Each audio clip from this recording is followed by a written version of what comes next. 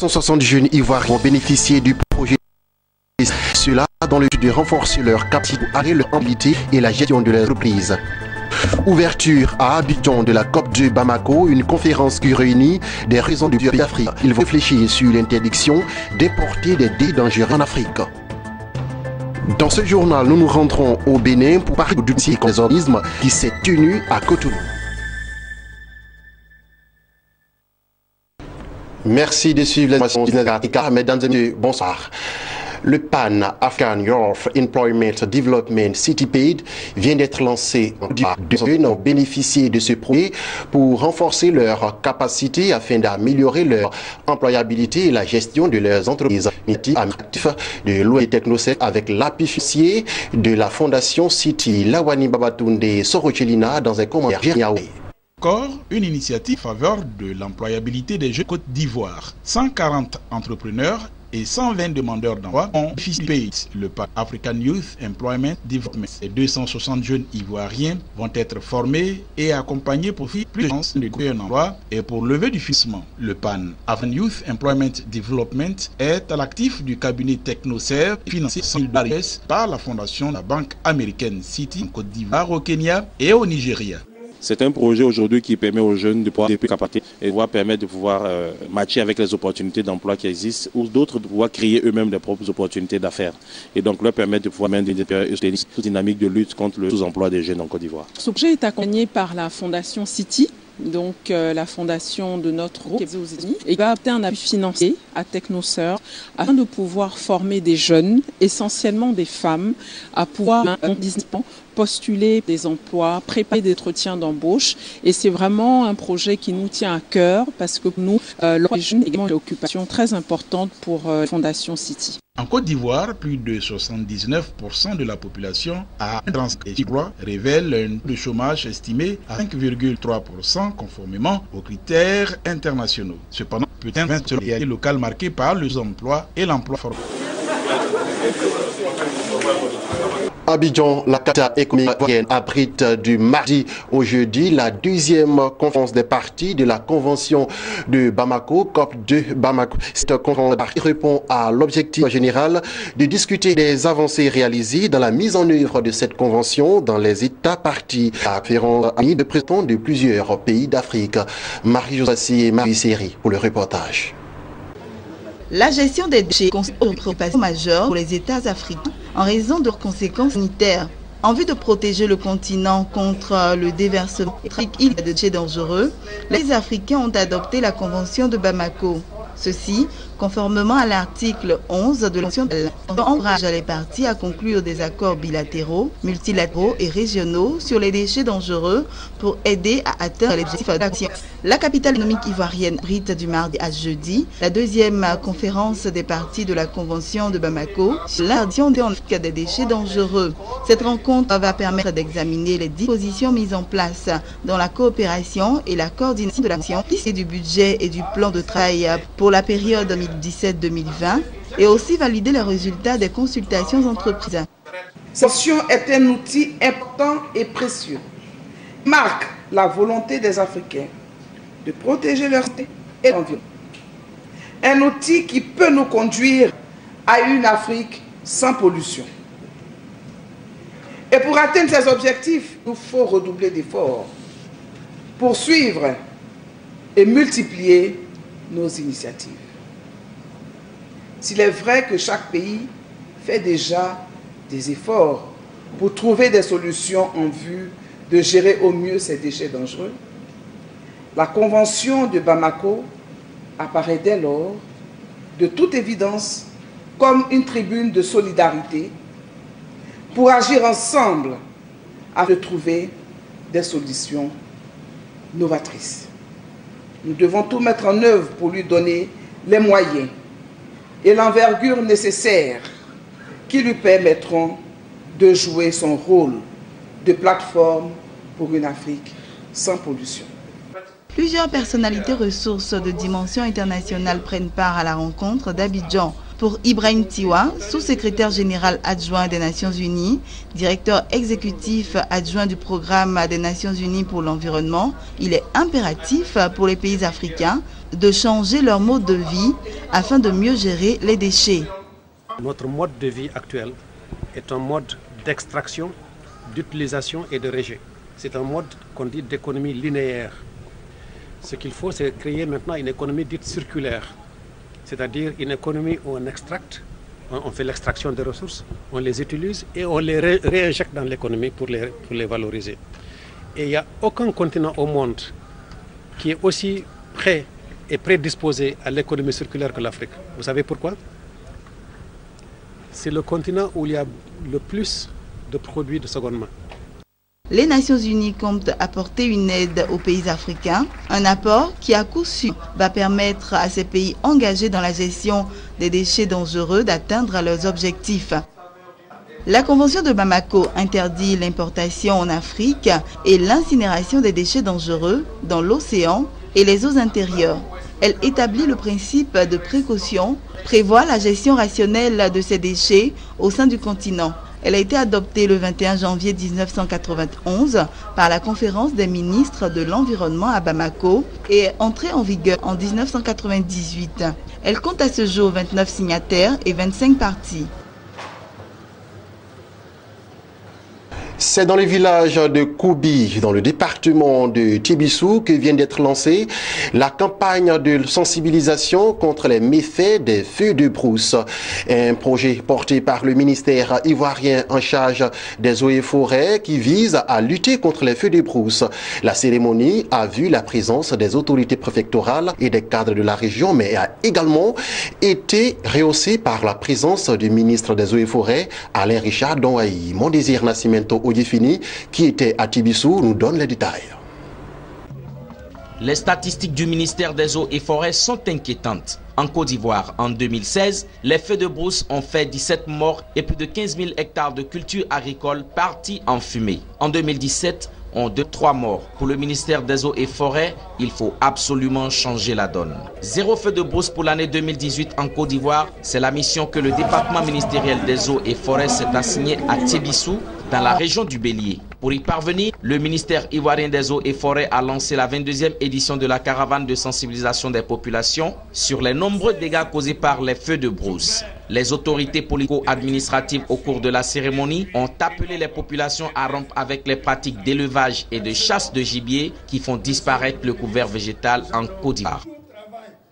Les feux de brousse sont trop devenus de véritables fléaux qui mènent le désarroi et la tristesse dans nos villages. Sur preuve, la mort d'hommes, les incendies de villages, de pâturage et même de récoltes. Messieurs les ministres, mesdames et messieurs, dans toutes ces menaces, il nous faut agir.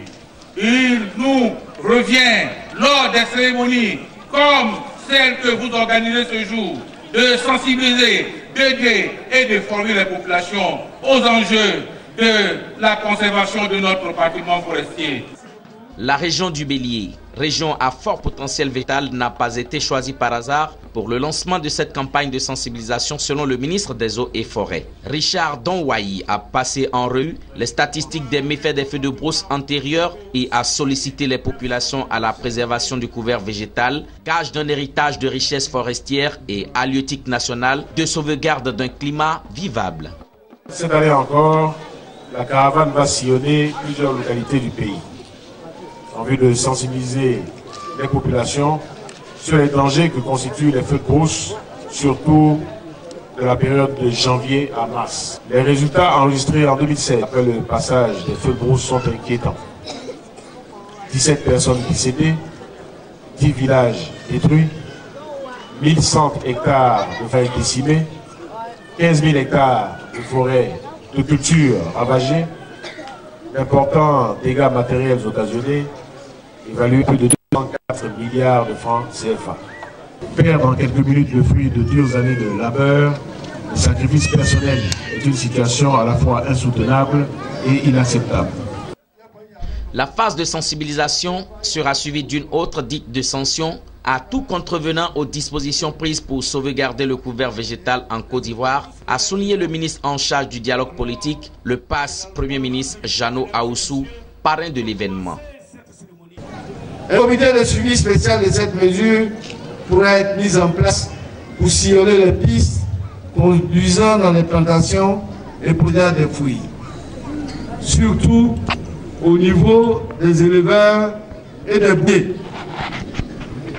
Et nous devons veiller particulièrement, car tout éleveur ou buvier qui se déplace avec un objet inflammable doit être systématiquement soumis à un contrôle, sinon à une sanction.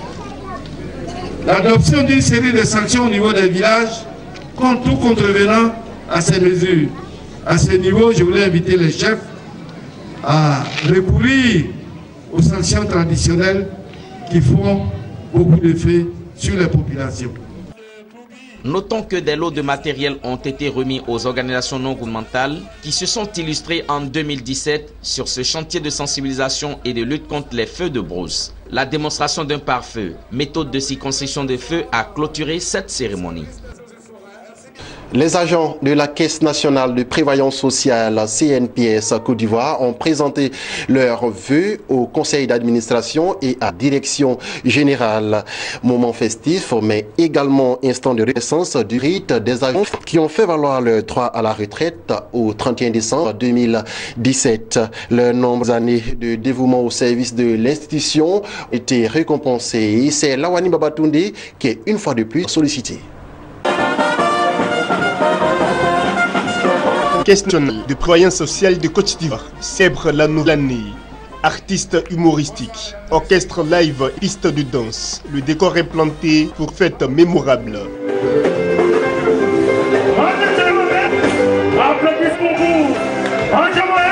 Ce dîner gala a permis aux agents de la Caisse nationale de prévoyance sociale de Côte d'Ivoire de souhaiter leurs vœux au conseil d'administration et à la direction générale, sans émettre quelques doléances.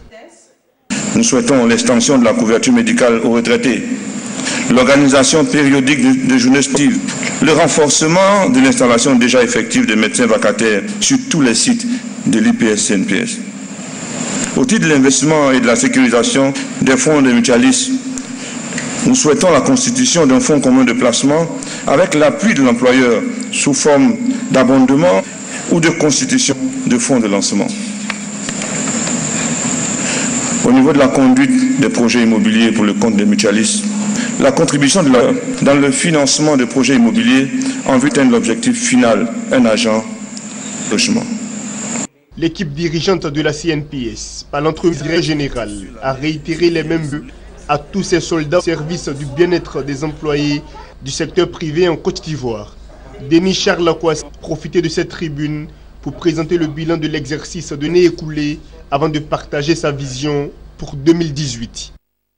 Un regard sur l'année qui vient de s'écouler permet de constater que 2017 a vu se confirmer nos prévisions de performance dans les différentes activités.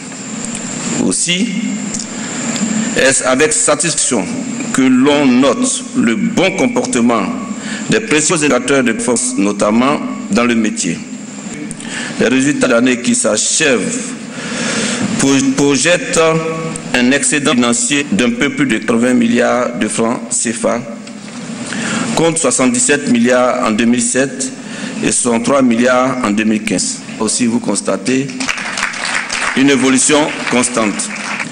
Cette volonté d'amélioration des prestations servies par notre institution nous a amené, sous le conseil d'administration, à engager une politique de construction de nouvelles agences dans les communes de Trècheville, Korogo, Yamsokro et Aville, pour lesquelles les livraisons sont prévues dans le courant de l'année 2018. Cet élan devrait se poursuivre cette année avec la construction de 2 autres agences, San Pedro et Daloa. Cette cérémonie de présentation de vœux de la Caisse nationale présidentielle a également été marquée par les honneurs rendus aux agents qui ont fait valoir droit à la retraite au 31 décembre 2017. Une reconnaissance qui semble mériter après plusieurs décennies de service à la CNPS, à tous les employés du secteur privé ivoirien.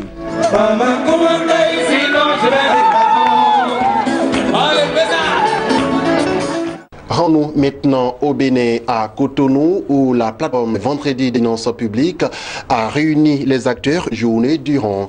Audit financier et comptable des organismes publics au Bénin, réalité et défi pour 2018. C'est autour de ce thème que les auditeurs ont vu leur capacité renforcée. Plus de détails avec nos correspondants au Bénin. Ce vendredi janvier 2018, dans la salle du Centre de documentation et d'information juridique de la Cour d'appel de Cotonou, a lieu le numéro 14 des finances publiques sur le thème « L'audit financier et comptable des organismes publics au Bénin, réalité et défis pour 2018 ». Les vendredis des finances publiques est une occasion pour les agents des administrations publiques de se pencher sur les questions de la gouvernance des finances publiques au Bénin. Porter l'information à la disposition du public, promouvoir les dans le domaine de la gestion publique pour une performance et une responsabilité dans la gouvernance des finances publiques au Bénin. Tels sont les objectifs de ce grand rendez-vous économique. Nous savons que les finances publiques prennent en général peuvent se subdiviser en trois grandes parties. Il y a d'abord la partie préparation, le vote, l'exécution et le contrôle. Nous savons que le contrôle est assuré fondamentalement par des institutions telles que la Chambre des comptes de la Cour suprême, par le contrôle parlementaire et corps de contrôle. Le but de notre association, dans le fond, c'est de permettre à ce que le citoyen lambda qui se situe peut-être à Tukuntuna, à Bakwara ou bien dans le fin fond du Bénin ou bien même en Afrique puisse avoir l'information financière sur les budgets publics au Bénin. Expert comptable diplômé par l'État de France, président directeur général du groupe Mon Expert, président de la commission technique des normes de la mission de l'ordre des experts comptables et comptables agréés du Bénin, auteur des audits et révision des comptes, guide pour la profession, Arwangansi Sedi Varis Raymond est le communicateur du jour. L'auditeur ne cherche pas forcément sanction contre quelqu'un. Je vous ai dit, ne vise pas les personnes, on ne dénonce pas les gens quand on fait l'audit. On ne donne même pas les faits, on ne se met pas dans cette posture. Mais on révèle les faits et on propose des améliorations. L'audit, c'est un art. Ça, c'est un art. Différent de l'inspection. Okay. Différent de l'inspection. Donc, on peut certifier les comptes avec réserve et puis ça peut créer des problèmes. Comme on peut certifier et il y aura tout de problèmes. Les contours de l'audit financier sont abordés par le communicateur et visiblement satisfaits de la communication, les participants ont donné de la voix. Nous avons beaucoup appris à travers cette présentation qui vient rehausser notre niveau intellectuel sur le plan comptable. C'est une véritable valeur ajoutée que nous avons constatée en nous-mêmes après avoir suivi cette formation. Les vendredis des finances publiques est une initiative du cercle d'études et de recherche en finances publiques CERFIP. Un autre renvoi pour ce dernier vendredi du mois de février 2018. Et puis cette information pour faire à ce journal. L'ancien footballeur devenu président George Weah a, à l'occasion de son premier discours prononcé devant le Sénat et l'Assemblée nationale, a son intention de réviser la constitution du pays, mais également réduire son salaire et ses primes de 20%. À travers cette révision de la constitution, George Weah souhaite notamment supprimer une disposition réservant la citoyenneté aux personnes de couleur qu'il juge inutile, raciste et dépassée. D'autres dispositions sont également dans le diviseur du nouveau président, telles que celle interdisant aux étudiants de posséder des fonciers dissuasifs, selon lui, pour les investisseurs. Et c'est sur ces perspectives prometteuses du président libérien George Weah que nous mettons fin à ce temps d'information pour vous donner rendez-vous mercredi 21h pour un nouveau journal. Restez sur votre chaîne de télévision Business 24 Africa.